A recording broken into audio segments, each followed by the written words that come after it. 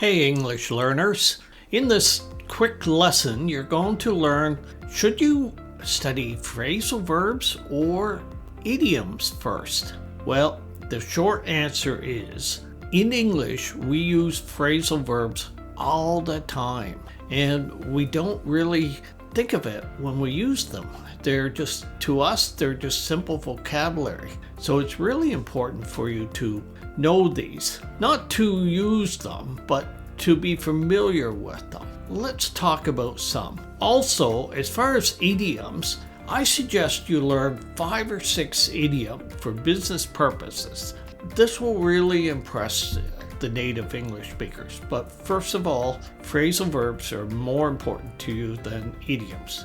English speakers are going to generally think before they use an idiom with you. They might use one that's very common, like think outside the box. So let's look at some phrasal verbs. Get up to speed. Catch up, same thing. Catch up with it. Get up out of bed. Get up on what we're doing. So understand it as catching up. So I just used the phrasal verb again, catch up. So it means become aware, get to the same level as other people. So get up to speed with the team would mean be at the same level as the team. Go on without me. Go on and get this done. Give up. I had to give up on the project. It just didn't seem feasible. Give up is to quit. I had to give up on my Spanish studies. I just didn't have the time. Give up. Look up for information. We had to look up the results in the report. Very common, isn't it? I bet you know it, but it doesn't make sense, right? Look up. What's it got to do with finding something out? Set up the demonstration. Set up the demo. So it means organize, put it together, set up the equipment, get the equipment ready for a meeting. Take off. So of course an airplane takes off on the runway, but we can do a takeoff, which is kind of summarizing information. So can you give me a takeoff on the material? What are the essential points? Turn on.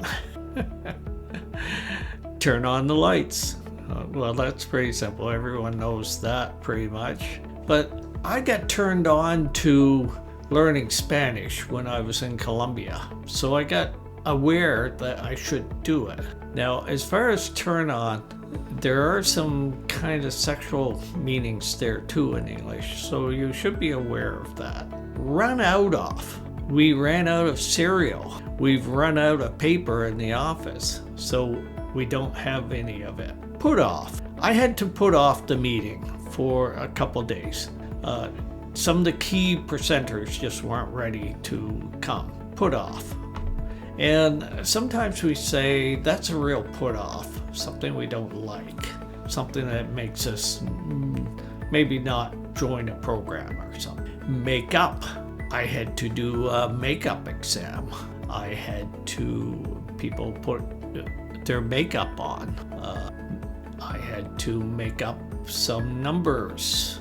And that would be kind of bad because we would think if you made them up, there was no basis for them. You produce some numbers that weren't right. So these are just a few. There are thousands. Basically, you can take just about any active verb in English and put up, off, in, out, on, about, just about any preposition, and you're going to come up with a phrasal verb that we use.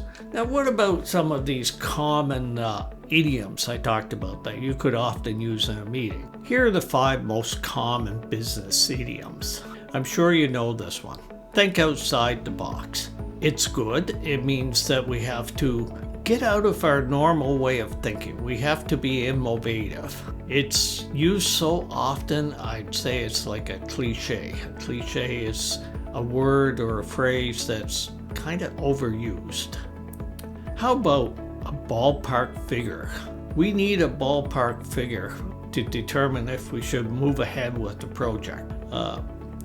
We also say back of the envelope number. So it's just a ballpark figure is a number that's an estimate, and it's a pretty rough estimate. Ballpark figure. Put all your eggs in one basket. Don't put all your eggs in one basket. Try to diversify. We put all our eggs in one basket, and it really didn't work. And we had to start from square one. Square one means the beginning. Another idiom. On the same page. Are we all on the same page? You probably know this too. These are so common. Actually, some of my students in Brazil and different countries have told me that even in their native language, people will use these English phrases while they're speaking Portuguese. Cutting edge. We have some cutting edge technology in our company. Leading technology, leading resources, leading, you could even say that somebody is just cutting edge in his or her project management. Cutting edge. Very common. I hope you like these phrasal verbs and idioms. Contact me anytime. I actually have a free course on learning small talk for business. This will help you a great deal because small talk is so important as to how we do business. Thank you very much. My name's Burton Langell. I've taught hundreds of IT and business professionals how to be more successful in their careers and earn more money by working with international companies. I thank you for watching this short video. Have a great day.